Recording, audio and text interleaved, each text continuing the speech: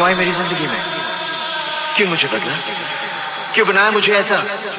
क्यों दिखाई मुझे वो खुशियां, वो प्यार, ताकि आज तुम मुझसे कह सको कि वो सब झूठ था और सच ये है कि आज तुम किसी और की बनना चाहती हो। लाइए दोनों हाथ और हो जाइए नाचने के लिए तैयार।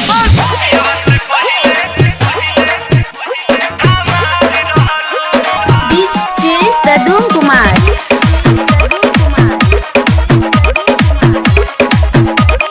मुगलपुरा फैजाबाद।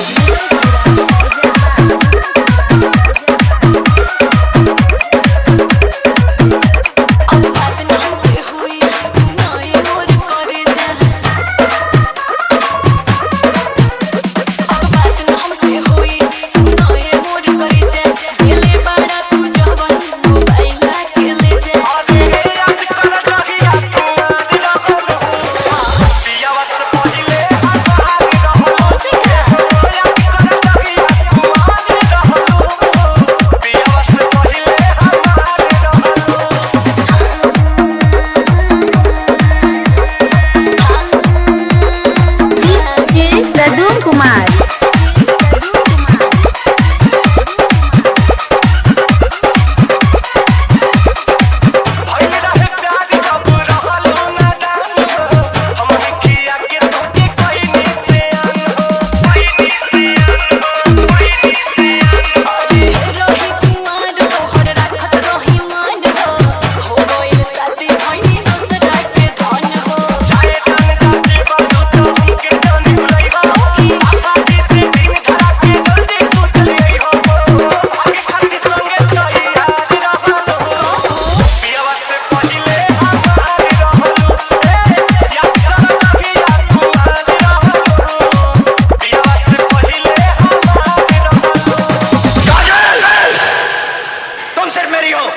और किसी की नहीं हो सकती।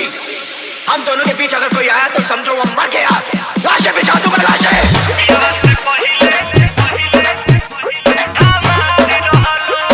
डीजे प्रदूम कुमार,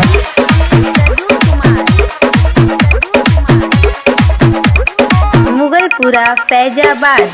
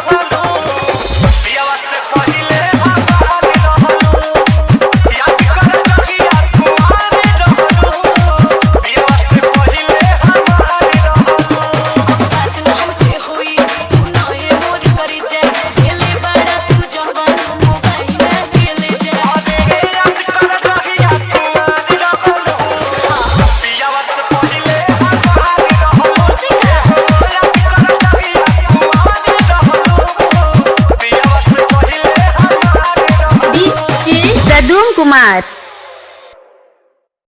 हमारे चैनल के सारे ऑडियो वीडियो डाउनलोड करने के लिए डाउनलोड कीजिए PK DJ studio app play store से और रहिए हमेशा अपडेट। इस एप्लीकेशन में आप हमारे चैनल के जितने भी वीडियोस हैं आप डाउनलोड कर पाएंगे। साथ ही साथ हमारी वेबसाइट के जितने भी डेली अपडेटेड गाने रहते हैं आप इस एप्लीकेशन में डाउनलोड कर पाएंगे और आप रह पाएंगे हमेशा अपडेट भोजपुरी न्यूज़ के साथ। साथ ही साथ आपको डेली नोटिफिकेशन भी प्रोवाइड होगा।